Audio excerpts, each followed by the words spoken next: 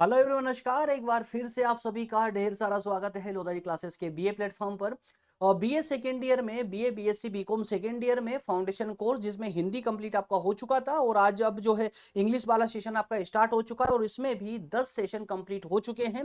आज lecture number 11 के अंतर्गत दोस्तों हम डिस्कस करने जा रहे हैं ग्रामेटिकल वाला पोर्शन जिसमें लैंग्वेज स्किल्स आज से स्टार्ट हो गई है। लगभग 4-5 सेशन इसके लैंग्वेज स्किल्स के होने वाले हैं और आज हम डिस्कस करेंगे use of idioms and phrases. Clear है? तो use of idioms and phrases, तो आइडियम्स एंड फ्रेसेस होते क्या है, इनको हम कंप्लीटली एकदम बेसिक लैंग्वेज में समझने का प्रयास करेंगे। साथ ही साथ में इनसे रिलेटेड जो क्वेश्चन आंसर होंगे उन्हें भी हम डिस्कस करेंगे। तो आइए बढ़ते हैं सेशन में और डायरेक्टली मूव करेंगे सेशन में। और उससे पहले थोड़ा सा जो बच्चे पहली बार सेशन को अटेम्प्ट करते हैं उनको मैं थोड़ा सा बताते हुए चलता हूं दोस्तों।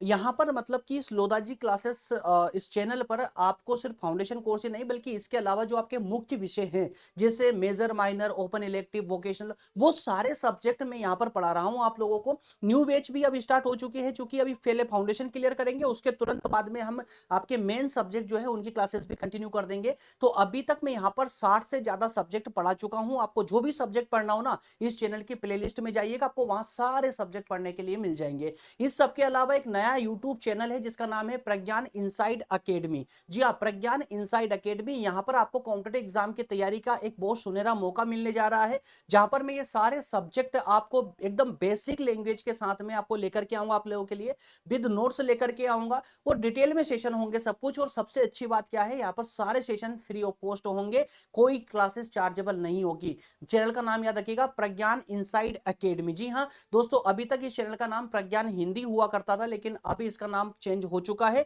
प्रज्ञान इनसाइड एकेडमी इस चैनल का नाम हो चुका है। तो आप अगर यूट्यूब पर सर्च करते हैं तो इसी नाम से आप सर्च करेंगे, आपको इजीली मिल जाएगा। जहां पर ऑलमोस्ट क्लासेस हो चुकी है, लेकिन अभी हिंदी मीडियम की काफी क्लासेस हो चुकी है और अब इंग्लिश मीडियम की जो है क्लासेस कुछ ही दिनों में, मतलब कि आजकल में हो सकता है मंडे से आपकी क्लासेस स्टार्ट हो जाए। ठीक है ना, यहाँ प्रज्ञान पर।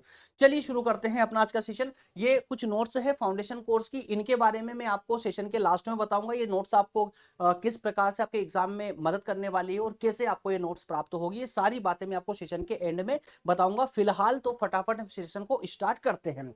चलिए, जैसा कि मैंने आपको शुरुआत में बताया, हम यहाँ पर डिस्कस करने जा रहे हैं लैंग्वेज स्किल्स वाला पोर्शन। आपके फाउंडेशन कोर्स के अंतर्गत जो इंग्लिश लैंग्वेज है उसमें एक पोर्शन आपका लैंग्वेज स्किल्स का आता है। ठीक है, तो इस लैंग्वेज स्किल्स में हमने पहला पोर्शन उठाया था आपका कौन सा, आइडियम्स एंड फ्रेसेस वाला। क्लियर है? तो इसके में मतलब कि आज के इस लेक्चर में हम क्या क्या पढ़ने वाले हैं, तो ये ग्राफ आप पहले समझ लेंगे तो पूरे सेशन में आपको कहीं से कहीं तक कंफ्यूजन नहीं रहेगी। ठीक है ना? तो चलिए, सबसे पहले तो हम बात करेंगे पॉइंट नंबर 1 में हम बात करने वाले हैं व्हाट इज अ फ्रेसेस। ठीक है, तो फ्रेसेस क्या होते हैं, इनको एकदम आसान हिंदी इंग्लिश दोनों में मैं आपको लोगों को समझाऊंगा। सेकंड नंबर में हम बात करेंगे आइडियम्स की। ठीक है, तो आइडियम्स क्या होते हैं। वो थर्ड नंबर में हम बात करेंगे जो आइडियम्स हैं इनका यूज क्यों होना चाहिए, क्यों करते हैं और क्यों होना चाहिए, इसकी आवश्यकता क्या है हमें। क्लियर है? और लास्ट में दैट मीन्स की पॉइंट नंबर 4 में हम डिस्कस करेंगे इन सभी से रिलेटेड कुछ क्वेश्चन आंसर। ठीक है, जो टॉप कैटेगरी के होने वाले हैं। चलिए, तो ये 4 पॉइंटों के माध्यम से हमारा आज का पूरा सेशन होने होने जा रहा है। तो 4 पॉइंट आप दिमाग में स्टोर कर लीजिएगा, 4 पॉइंट के माध्यम से सेशन कंप्लीट होगा। तो वन बाय वन करके इनको डिस्कस करते हैं ताकि आपका सेशन जल्दी से क्लियर हो जाए, कंप्लीट हो जाए। चलिए, सबसे पहले शुरुआत करेंगे पॉइंट नंबर 1 से। क्या है, what is a phrases. Clear है? फ्रेसेस। चलिए, तो सबसे पहले दोस्तों हम बात करें व्हाट इज द फ्रेसेस। तो फ्रेसेस ये होते क्या है, दरअसल फ्रेसेस का हिंदी वाक्यांश क्या हो, हिंदी का अर्थ क्या होता है, ये आपके लिए समझना पहले बहुत जरूरी है। क्योंकि Connected. जहां तक मैं जानता हूं या मानता भी हूं कि मैक्सिमम जो स्टूडेंट हैं यहाँ पर अधिकतम हिंदी मीडियम से आते हैं, हिंदी माध्यम से आते हैं। तो इनका हिंदी मीनिंग भी अगर आपको याद रहेगा तो आपको याद रखना और समझना थोड़ा सा इजी हो जाता है। दोस्तों, फ्रेसेस का मतलब होता है वाक्यांश। क्या होता है हिंदी में, वाक्यांश। इसका अर्थ होता है वाक्यांश। सॉरी, राइटिंग ना, ये पेन टेप है यार, इसमें राइटिंग प्रॉपर राइटिंग नहीं आती है, तो इतने ज्यादा माइंड मत कीजिएगा। ठीक है ना, क्योंकि हमें आदत होती है बोर्ड पर लिखने की और यहाँ पर छोटा सा पेन टेप मिलता है, उस पर लिखना थोड़ा सा है ना डिफिकल्ट होता है।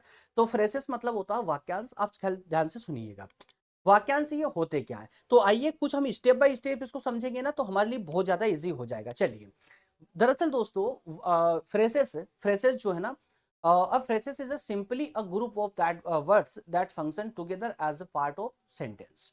कहने का मतलब ये है, मैं इसको अपनी भाषा में भी समझाऊंगा, है ना, थ्योरेटिकल और व्यवहारिक दोनों लैंग्वेज में आप समझेंगे ना तो इनको बहुत इजी हो जाएगा समझना।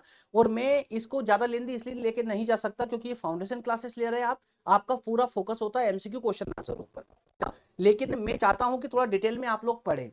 जब डिटेल में पढ़ोगे ना तो अब वहां पर क्वेश्चन जो है किसी भी टाइप से बन के आ जाएंगे, आप इजीली उनको अटेम्प्ट कर पाएंगे। नहीं तो आपने 2025 का एग्जाम तो आपने देखा ही है फाउंडेशन में 90% जो बच्चों की एटिकेट आई है ना वो फाउंडेशन में ही आई है, इसलिए थोड़े से जाग जाइए, थोड़ा सा अच्छे से फाउंडेशन में भी थोड़ी सी मेहनत कर लीजिएगा आप लोग। चलिए अब phrase is simply a group of words that function together as a part of sentence। क्या कह रहा है वाक्य दोस्तों, दरअसल जो हमारे फ्रेजेस होते हैं जिनको हम हिंदी में क्या कहते हैं, वाक्यांश कहते हैं।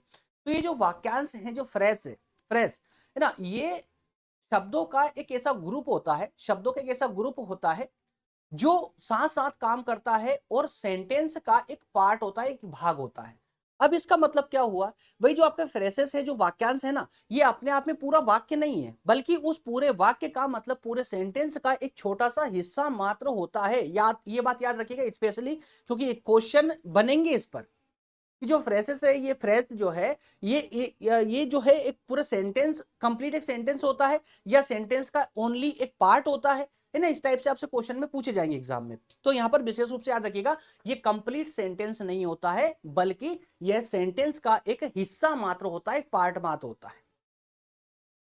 क्लियर है।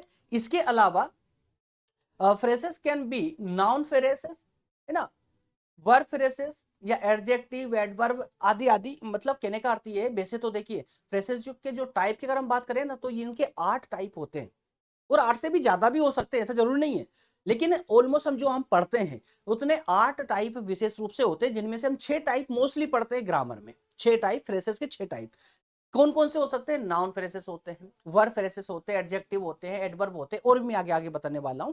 उनके एग्जांपल थोड़ा सा समझ लीजिए, इनका टाइप किस प्रकार से। देखिए नाउन फ्रेसेस का, नाउन फ्रेसेस, अब चूंकि आप नाउन, वर्ब, एडवर्ब, एडजेक्टिव ये तो सब सीख ही चुके हैं जहां तक मैं मानता हूं, क्योंकि अभी तक मैं आपको बता चुका हूं, पहले भी पढ़ा चुका हूं आप लोगों को ये सब कुछ, है ना। और अगर नहीं पढ़ा है तो वैसे तो आगे देखिए सेकेंड ईयर में भी आगे आने वाले, फर्स्ट ईयर में मैंने फाउंडेशन में नाउन, वर्ब, एडवर्ब ये सब कुछ पढ़ाया हुआ है। अगर आप कंटिन्यूअसली क्लासेस ले रहे हैं तो बिल्कुल आपको इसका ज्ञान होगा कि नाउन क्या होते हैं, वर्ब, एडवर्ब, एडजेक्टिव आदि आदि ये सब क्या होते हैं, या सबको पता है। देखिए यहां पर जो टाइप आया है नाउन फ्रेसेस, नाउन फ्रेसेस जिससे एक सेंटेंस बनता है, a beautiful day, beautiful day. अब यहां पर जो डे है, डे डे क्या है दोस्तों, ये नाउन है, लेकिन नाउन को एक्सप्रेस किया है ब्यूटीफुल के रूप में, अ ब्यूटीफुल डे। तो ये जो वाक्य, ये वाक्य ब्यूटीफुल डे, ये कंप्लीट सेंटेंस नहीं है, बल्कि एक सेंटेंस का एक हिस्सा, एक पार्ट जरूर है। ठीक है, तो जहां पर नाउन के साथ में फ्रेसेस जुड़ा हुआ है वह नाउन फ्रेसेस हो जाएगा। जहां वर्ब के साथ, जैसे यहाँ रन, रन दैट मींस क्या होता है, रन यानी दौड़ना। ठीक है, तो यहां पर फास्ट, रनिंग फास्ट, फास्ट ये फ्रेसेस जुड़ गया है इसके साथ में। तो ये वर्ब के साथ जुड़ रहा है, इसलिए क्या हो जाएगा दोस्तों, ये वर्ब वाला फॉर्म हो जाएगा फ्रेसेस का। ठीक है, तो वर्ब फ्रेसेस को बोल देंगे। उसी प्रकार से adjective phrases, adverb phrases, extra etcetera. ठीक है, इसी प्रकार से the meaning of phrases is normally literal. अब एक और मैं इंपॉर्टेंट बात आपको बताने जा रहा हूं जो क्वेश्चनों में अक्सर पूछी जाती है। दो बात तो आपने याद रख ली यहां पर, कौन कौन सी दो बातें, एक तो पहले वाले पैराग्राफ से हमको मिली है, कौन सी, कि फ्रेसेस जो होते हैं ये सेंटेंस का एक पार्ट होते हैं, ना कि कंप्लीट सेंटेंस, पहली बात। दूसरी बात यहां पर आप जान लीजिए, बहुत अच्छे से समझ लीजिएगा और याद रखिएगा इसको, the meaning of phrases is normally क्या होता है, लिटरल। भाई फ्रेजेस का जो मीनिंग निकलता है, जो अर्थ निकलता है ना, वो लिटरल निकलता है, मतलब कि शाब्दिक अर्थ निकलता है। जैसे कि अगर कोई दो शब्द लिखे हुए हैं, दो शब्द का कोई फ्रेजेस है, तो याद रखिएगा उन शब्दों के एग्जैक्टली जो मीनिंग है ना, उस मीनिंग से भी आप उस फ्रेजेस का मतलब पता कर सकते हो, मीन पता कर सकते हो। मैं यहीं पर आपको इस पर ज्यादा जोर क्यों दे रहा हूं, ये तो आप सभी समझते हैं कि सर जो शब्द लिखे हैं शब्द का अर्थ ही तो वो बताएगा। लेकिन दोस्तों जब आप आइडियम्स पढ़ेंगे ना, आइडियम्स मतलब क्या होता है, मुहावरा। मुहावरा जब पढ़ते हो ना तो मुहावरा क्या में क्या होता है, जो शब्द लिखे होते हैं उन शब्दों का जो एग्जैक्टली मीनिंग निकलता है ना, वो मीनिंग मायने नहीं रखता है, बल्कि कंप्लीट आइडियम्स मतलब कंप्लीट मुहावरे का मतलब कुछ अलग ही निकलता है। तो इसलिए मैं यहां पर बार बार बोल रहा हूं आप लोगों से, फ्रेसेस में क्या होता है, इस जो शब्द लिखे होते हैं उन शब्दों का वास्तविक मतलब वास्तविक मीनिंग निकलता है, लिटरल निकलता है, शाब्दिक मीनिंग निकलता है। अगर मैं फिर और आसान करके समझाता हूं इसको। फ्रेसेस अगर मान लो कोई 2-3 वर्ड में फ्रेसेस कुछ लिखा हुआ है, तो अगर आपको उस फ्रेसेस का अर्थ पता नहीं भी है तो आप उन शब्दों के मीनिंग, अगर आपको पता है उस शब्दों के मीनिंग निकाल लेंगे तो भी आप उस फ्रेसेस का मतलब समझ जाएंगे कि वो क्या कहना चाहता है। लेकिन ऐसा आइडियम्स मतलब कि मुहावरे में नहीं है। जब मुहावरों को आप पढ़ते हो तो उसमें उसका शाब्दिक अर्थ कुछ अलग ही होता है, जबकि उस पूरे आइडियम्स का मतलब मुहावरे का अर्थ कुछ अलग ही निकलता है। मैं आगे आपको वो भी पूरी अच्छे से डिस्क्राइब करने वाला हूं, समझाने वाला हूं। ठीक है, तो दो बातें यहां पर आप लोगों ने नोट कर ली। पहली बात क्या थी, यहां से मैं फिर से रिपीट कर दूं, पहली बात क्या थी, ये सेंटेंस का एक पार्ट मात्र है, पूरा सेंटेंस नहीं है। दूसरी जो इंपॉर्टेंट थिंग है इसकी वो है कि इसका जो अर्थ निकलता है वो लिटरल निकलता है, इसका शाब्दिक अर्थ से भी इसको पहचान सकते हो आप लोग। क्लियर है? चलिए अब आगे थोड़ा सा हम इसके टाइप, जरा मैंने आपको बार बार टाइप बोला ना कि 8 विशेष टाइप होते हैं, तो खाली इन 8 टाइप का नाम एक बार आप देख लीजिए ताकि आपकी कंफ्यूजन दूर हो जाए। दोस्तों देखिए, एग्जाम में आप लोगों से एमसीक्यू पूछे जाते हैं। एमसीक्यू में आपको बहुत कुछ ज्यादा याद रखने की जरूरत नहीं पड़ती है। अगर आप उन शब्दों की पहचान भी रखते हो ना, याद नहीं है लेकिन पहचान कर सकते हो, इतनी भी अगर आपके अंदर कैपेबिलिटी है तो आप इजीली उस क्वेश्चन का सही ऑप्शन टिक कर सकते हो। तो इसमें आपको जो मैंने 8 ये टाइप यहां पर फ्रेसेस के 8 टाइप बता रहा हूं, इन 8 टाइप को 2-4 बार पढ़ लीजिएगा खाली, है ना, उतने में आपका काम हो जाएगा। देखिए जिसे हम यहां से शुरू करते हैं, वर्ब फ्रेसेस, एडवर्ब फ्रेसेस, है ना, जेरंग फ्रेसेस या appositive phrases, infinitive, prepositional, adjective, noun phrases. ये 8 टाइप है फ्रेसेस के। इसकी पीडीएफ बना करके मैं डाल दूंगा डिस्क्रिप्शन में, डाउनलोड कर लीजिएगा वहां से। और जब आप पीडीएफ डाउनलोड करेंगे तो 4-5 बार अच्छे से पढ़ लीजिएगा इनके नाम, इससे आपको पता चल जाएगा कितने टाइप के होते हैं। तो बेसिकली हम ये 8 टाइप पढ़ते हैं, लेकिन 8 में से कुछ 5-6 टाइप को हम ग्रामर में पूरे डिटेल में पढ़ते हैं। जैसे एग्जाम्पल के तौर पर, जैसे एक वर्ब फ्रेसेस हो जाता है ना, एडवर्ब फ्रेसेस हो जाता है, इसको भी हम अच्छे से पढ़ते हैं। इसके अलावा नाउन फ्रेसेस 3 नंबर पर ले लीजिए इसको, एडजेक्टिव को 4 नंबर पर ले लीजिए, है ना, इसको भी ठीक है, ले सकते हैं इसको भी प्रीपोजिशनल पर, फ्रेसेस पर, ठीक है, प्रीपोजिशनल, फ्रेसेस और इन्फिनेटिव बहुत कम से, या ले लेते हैं इसको भी। तो ये 6 टाइप, ये 2 को हम छोड़ भी सकते हैं। लेकिन अब चूंकि एग्जाम का स्टैंडर्ड काफी बढ़ गया है, आपको भी पता है ना, तो अब टॉप लेवल में, अब चूंकि जो आपके एग्जाम में अब जो पेपर आ रहे हैं ना, बहुत टॉप कैटेगरी के आ रहे हैं, बहुत टॉप लेवल के क्वेश्चन, बहुत डीपली आपसे क्वेश्चन कर रहा है एग्जामिनर।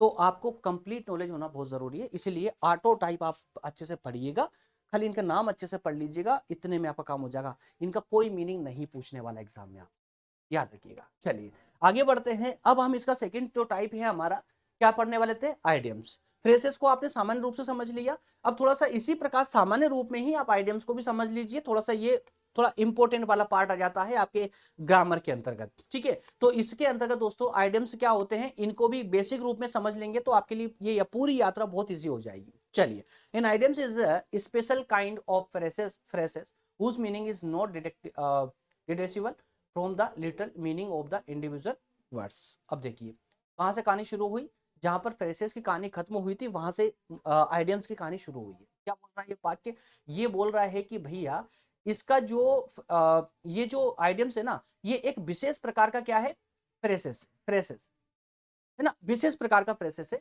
लेकिन इसका जो मीनिंग, फ्रेसेस में मीनिंग क्या है, उसका शाब्दिक अर्थ निकलता था, हर शब्दों का जो अर्थ है उसी अर्थ से आप उसकी पहचान कर सकते थे। लेकिन यहां पर ऐसा नहीं है, आइडियम्स में क्या बोल रहा है, meaning is not deducible from the literal meaning of the individual word. प्रत्येक शब्द का अगर आप शाब्दिक अर्थ निकालते हो और उससे अगर आप आइडियम्स का पता लगाना चाहते हो तो ये पॉसिबल नहीं है। क्यों नहीं है, उसका कारण मैं आगे आपको बताता हूं। In other words, when you hear an idioms you can't just add up the meaning of its words to get its actual meaning. क्या कह रहा है, फिर से वही जो मैंने अभी कहा वो रिपीट कर रहा है। अगर मैं कहूं कि कोई शब्द लिखे हुए हैं, आइडियम्स है, कोई मुहावरा है, उस मुहावरे में जो शब्द है उन शब्दों के वास्तविक जो अर्थ निकलता है उस अर्थ को जोड़ करके अगर आप पूरे मुहावरे का अर्थ निकालना चाहते हो तो ये पॉसिबल नहीं है, ऐसा नहीं होगा, इसका एक्चुअल मीनिंग नहीं होगा, बल्कि इसका एक्चुअल मीनिंग कुछ अलग ही होता है। कुछ अलग ही होता है। क्या होता है भैया? तो ये होता है कि आइडियम्स आर फिगरेटिव। ये क्या है? ये अलंकारिक है। क्या है? अलंकारिक है। Often based on cultural and historical uses. भाई जो आपकी संस्कृति है, संस्कृति है या आपका इतिहास है, ये इनका यूज होता है ना, उस पर बेस्ड होता है। आपके मुहावरे देखिए ना, कभी यूजलेस मुहावरा कोई होता ही नहीं है। आपके मुहावरे या तो आपकी संस्कृति से जुड़े होते हैं या फिर आपके इतिहास पर जुड़े होते हैं, जिनका एक स्पेशल मीनिंग निकलता है। शब्दों पर मत जाइए, उसका मीनिंग अलग ही निकलेगा, है ना, उसका मीनिंग अलग ही निकलता है। You can't change their wording too much without losing meaning. आप इन मुहावरों में जो अगर बदलाव करना चाहें तो उसका अर्थ खोए बिना आप उसमें बदलाव नहीं कर सकते। फ्रेसेस में आप बदलाव कर सकते हैं लेकिन आइडियम्स में बदलाव नहीं कर सकते, चेंजेस नहीं कर सकते। जो मुहावरा है वही रहेगा, उसमें परिवर्तन संभव नहीं है। अगर आप परिवर्तन करने जाओगे तो उसके मीनिंग में चेंजेस आ जाएगा, परिवर्तन आ जाएगा। बात समझ आ रही ना? तो यहां पर मैंने आइडियम्स में 3 महत्वपूर्ण बातें बताई है जो आपसे क्वेश्चन में पूछी जाएगी, एग्जाम में क्वेश्चन में पूछी जाएगी। वो 3 बातें क्या क्या है? सबसे पहले तो जो आइडियम्स होते हैं वो क्या होते हैं? फिगरेटिव होते हैं, मतलब अलंकारिक होते हैं। बात समझ आ रही? उसका शाब्दिक अर्थ नहीं निकलेगा। जैसे क्या वो बोल रहा है? Do not mean what the word से। शब्द क्या कहते हैं उससे उसका कोई मतलब नहीं होता। इसके अलावा आइडियम्स आर कॉमन एक्सप्रेशन, उनकी एक अलग ही पहचान होती है। मुहावरों की अलग ही एक फिक्स अर्थ होता है। क्लियर है? इसी प्रकार से इसके कुछ एग्जांपल हम देख लेते हैं। जैसे एग्जांपल अगर आप मैं बताऊं आपको, तो एक मुहावरा है ब्रेक अ लेग। अब ब्रेक अ लेग अगर हम इसको शाब्दिक रूप से अगर इसका अर्थ निकालने जाएंगे ना तो अर्थ कुछ और निकल जाएगा। क्या निकल जाएगा? ब्रेक अ लेग, पैर तोड़ दो। क्या? पैर तोड़ दो। जबकि इसका वास्तविक इस मुहावरे का मीनिंग क्या है पता है आपको? Good luck. क्या है? Good luck. तो इसके शाब्दिक अर्थ से इसके वास्तविक अर्थ का कोई लेना देना नहीं होता है। इसी प्रकार से एक spill the beans, spill the beans. अब इसका शाब्दिक अर्थ तो कुछ भी लिख लेगा कि पत्तियां, हार, कुछ भी, जबकि ऐसा नहीं है। जबकि इसका वास्तविक मीनिंग क्या है इस मुहावरे का? रिवील अ सीक्रेट, सीक्रेट, है ना, जो सीक्रेट है उसको खोल देना, उजागर कर देना। इसके अलावा under the weather, under the weather, मौसम के अंदर। अब इसका मतलब क्या हुआ? अगर शाब्दिक अर्थ में जाएंगे तो मौसम के अंदर ऐसा तो कुछ नहीं, बल्कि फीलिंग अनवेल, मतलब एक बीमारी टाइप का फील करना। तो उसके लिए एक मुहावरा है अंडर द वेदर। उसी प्रकार से पीस ऑफ केक, आपने कई बार सुना भी होगा, कई मूवियों में सुना होगा, कई कवियों के मुंह से सुना होगा, है ना। जब बहुत इजी टास्क होती है, कोई बहुत आसान काम होता है तो उसके लिए हम यूज करते हैं पीस ऑफ। अरे ये तो अब पीस ऑफ केक है यार, इसको बहुत इजीली हम इसको हैंडल कर सकते हैं। तो किसी भी इजी टास्क के लिए अब पीस ऑफ केक को यूज किया जाता है, मुहावरे को यूज किया जाता है। क्लियर है? चलिए आगे बढ़ते हैं, आगे बढ़ते हैं। अब थोड़ा सा हम 2-3 पॉइंट इसके भी देख ले कि जो आइडियम्स है इनका यूज एक्चुअल में क्यों किया जाता है। तो उसका कारण होता है दोस्तों, एक तो कारण तो ये होता है कि आइडियम्स मतलब कि मुहावरे का प्रयोग करने से क्या होता है कि जो हमारी स्पीच होती है, जो हमारी भाषण होता है ना, जो हम भाषण देते हैं, स्पीच होती है, वो लाइवली हो जाती है, एक्सप्रेसिव हो जाती है, नेचुरल हो जाती है। मतलब उसमें एक इफेक्टनेस आ जाती है, उसमें जीवंतता नजर आती है। एक्सप्रेसिव दैट मींस कि उसमें एक रहस्यपूर्ण जो अर्थ होता है ना, वो अर्थ उजागर होने लगता है कि यार अर्थ है, और एक स्वाभाविक बन जाती है। इसके अलावा नेटिव स्पीकर यूज आइडियम से ऑल द टाइम। जो हमारे देशी वक्ता होते हैं, स्पीकर होते हैं, देशी स्पीकर होते हैं, वो अधिकतर इन मुहावरों का यूज करते हैं। और इस कारण से क्या होता है, जब हम कोई मूवी देखते हैं, कोई किताब पढ़ते हैं, कई डिस्कशन होता है, तो उसमें मुहावरे का कई तो हम यूज करते हैं या सामने वाला यूज करता है, तो हम उसको जल्दी से कैचअप कर लेते हैं, पकड़ लेते हैं। तो हमारी अंडरस्टैंडिंग और मजबूत हो जाती है। इसके अलावा they help you convey meaning compactly. आप जब कोई भाषण दे रहे हो और आपको बहुत लंबी बात करनी हो, तो आप मुहावरे का यूज करके समय बचा सकते हो, अपने भावनाओं को संक्षिप्तता के साथ में व्यक्त कर सकते हो और अधिक स्पष्ट रूप से व्यक्त कर सकते हो इन आइडियम्स का यूज करके। तो 3 रीजन तो ये हो गए जिसके कारण हमको इसका यूज करना चाहिए। लेकिन दोस्तों एक अलर्ट भी है, एक नोट भी है, एक चेतावनी भी है। क्या चेतावनी है? कि इसका मिसयूज भी हो सकता है। कब हो सकता है? जब देसी मुहावरों को विदेशी स्पीकर यूज करे तो हो सकता, ज्यादा प्रोबेबिलिटी होती है, ज्यादा संभावनाएं होती है कि वो सही तरीके से मुहावरे का यूज नहीं करेगा। तब क्या होता है, वहां पर एक क्या हो जाती है, मिस यूज या मिसअंडरस्टैंडिंग यहां क्रिएट हो जाती है ना। तो उससे भी हमें बच करके रहने की बहुत जरूरत होती है।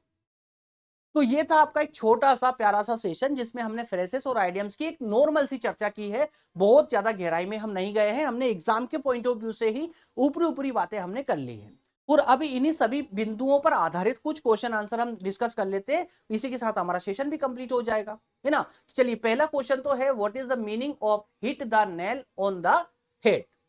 अब मैं यहां पर बिल्कुल ये आपके ऊपर ही निर्भर करूंगा, आप लोगों को इसका आंसर देना है। यहां पर एक मुहावरा बोल रहा हूं, hit the nail on the head, इसका मतलब क्या है, to physical injure on oneself, या ऑप्शन बी कहता है to misjudge something badly, to misjudge something badly, है ना, किसी को मिसजज करना, मतलब अच्छे से आप जज नहीं कर पा रहे, बुरी तरह से जज किया आप लोगों ने, या to describe something exactly correctly, या टू वेस्ट एफर्ट। इसका मीनिंग, इसका सही अर्थ क्या होगा, hit the nail on the head. तो दोस्तों इसका राइट ऑप्शन होगा यहां पर सी, कि किसी को एग्जैक्टली जज करना, या किसी को एग्जैक्टली क्या करना दोस्तों, डिस्क्राइब करना ना। कहते हैं ना, you are exactly right, you are exactly right, तो उसके लिए एक मुहावरा है, hit the nail on the head, you are exactly right. लेकिन एक विशेष सिचुएशन में इस मुहावरे का, इस आइडियम्स का यूज किया जाता है। ऑप्शन यहां पर सी करेक्ट हो जाएगा। नेक्स्ट क्वेश्चन है, what does break the ice. तो यहां पर ब्रेक द आइस, इसका करेक्ट मीनिंग क्या होगा, क्या करेक्ट मीनिंग होगा, टू लिटरली स्मैश आइस, या फिर टू गेट एंग्री, या टू बिगन अ कन्वर्सेशन, और इज टेंशन, या टू लीव समवेयर। क्या करेक्ट आंसर होगा इसका, इसका राइट ऑप्शन होगा सी, क्या हो जाएगा, option T, C, to begin a conversation और इज टेंशन। ठीक है, ब्रेक द आइस मतलब कि लोड को इज करना। क्लियर। चलिए नेक्स्ट क्वेश्चन लेते हैं, क्वेश्चन नंबर 3 है यहां पर, what does spill the beans mean. Spill the beans का मतलब क्या हुआ, ये हमने एग्जांपल में देखे भी थे, है ना।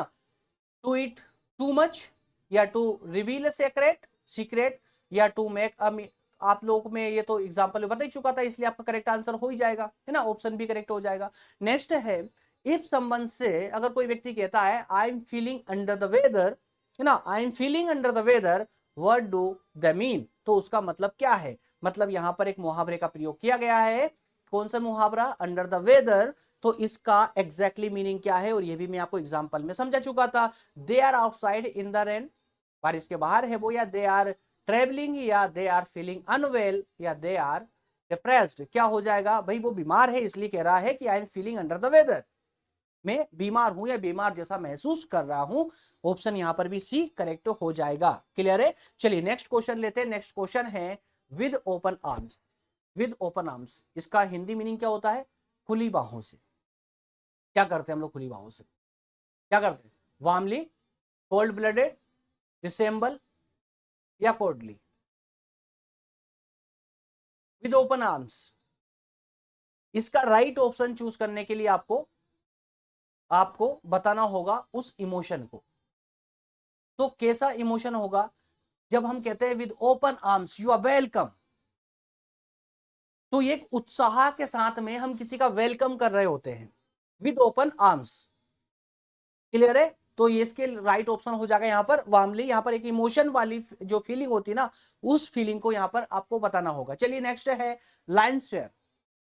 लाइन शेयर मतलब एक बड़ा हिस्सा, क्या दर्शाता है, लुक एंग्रीली, लुक एंग्री मतलब गुस्से में दिख रहा है, मेजर शेयर, या माइनर शेयर, या हार्ट ऑफ द प्रे।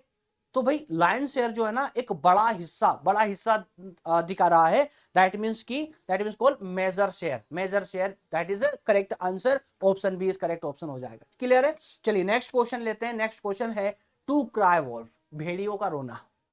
भेड़ियों का रोना, तो क्या होगा, इसका अर्थ क्या हो जाएगा, टू रेफर टू, या टू एम्फेसाइज, या टू हैव नो रिजल्ट, या टू गिव फाल्स आंसर। यहां पर करेक्ट आंसर हो जाएगा डी, फॉल्स अलार्म।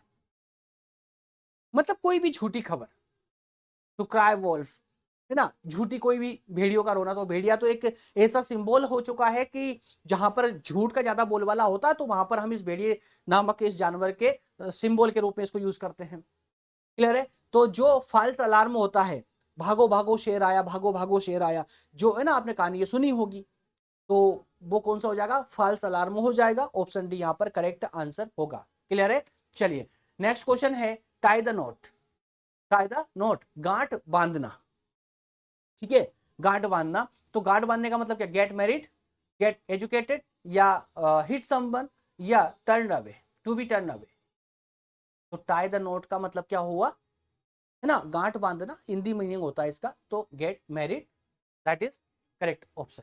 चलिए नेक्स्ट एंड लास्ट क्वेश्चन है the idioms break a leg means. Break a leg means मैं आपको स्टार्टिंग में बता चुका था, क्या हो जाएगा? लिटरली इंजर समवन, या गिव गुड लक, या ऑफर ऑफर गुड लक, या ब्रेक समथिंग फिजिकली। तो आप सभी पता है गुड लक के लिए इसको यूज किया जाता है, तो किसी को भी गुड लक कहने के लिए इस शब्द का यूज किया जाएगा। ऑफर, किसी को गुड लक ऑफर करने के लिए ऑप्शन सी यहां पर करेक्ट आंसर हो जाएगा। तो आज के सेशन में हमने 9 क्वेश्चन डिस्कस किए हैं। कल वाले सेशन में दैट मींस कि लेक्चर नंबर 12 में लैंग्वेज स्किल्स वाला ये पार्ट जो है कंटिन्यू रहेगा, और इसमें अगला जो हमारा जो पार्ट आने वाला है उसमें हम बात करेंगे मिसस्पेल्ड वर्ड्स की, कि हम कहां कहां पर गलतियां करते हैं उनको हम समझेंगे, और उससे रिलेटेड जो क्वेश्चन होंगे उनको भी हम डिस्कस करेंगे। ठीक है ना? तो जितने भी क्वेश्चन मैं आप लोगों को दे रहा हूं वो सब के सब टॉप कैटेगरी वाले क्वेश्चन हैं जो कई बार एग्जाम में रिपीट हो चुके हैं, इसलिए किसी भी क्वेश्चन को इग्नोर मत कीजिएगा। अच्छा, लास्ट में स्टार्टिंग में मैंने आप लोगों को बताया था कि कुछ फाउंडेशन कोर्स की स्पेशल नोट्स है जिनका अनाउंसमेंट में बहुत पहले कर चुका था, उन्हीं को मैं हर लेक्चर में आप लोगों को बताता हूं ताकि किसी की भी नजर से ये ओझल ना हो जाए, छूट ना जाए। जो भी बच्चा डीपली और पूरी ईमानदारी से पढ़ना चाहता है उसके साथ में हमेशा खड़ा हुआ हूं, और ऐसे ही बच्चों के लिए कुछ स्पेशल नोट्स में लेकर आ चुका हूं। जो भी ईमानदारी से पढ़ना चाहते हैं, जो भी डीपली पढ़ना चाहते हैं और मैक्सिमम क्वेश्चनों पर प्रैक्टिस करना चाहते हैं, ऐसे बच्चों के लिए है ये स्पेशल पीडीएफ नोट्स। जिनको भी चाहिए, जो भी दोस्त लेना चाहे, वो बिल्कुल इस पेज का स्क्रीनशॉट लेकर के जो नंबर आपको दिए गए हैं इस नंबर पर आप व्हाट्सएप कर दीजिए, और या आप चाहें कोई एडिशनल इंफॉर्मेशन लेना चाहे, जानकारी लेना चाहे, तो इस नंबर पर आप कॉल भी कर सकते हैं। लेकिन अगर कॉल नहीं उठाया गया तो फिर आप इस नंबर पर व्हाट्सएप कर दीजिए, व्हाट्सएप पर भी आपको पूरी जानकारी मिल जाएगी। मिलेंगे कैसे? तो मैंने आपको बताया ना, इसका पेज का स्क्रीनशॉट लेकर के आप इस पर व्हाट्सएप कर दीजिए।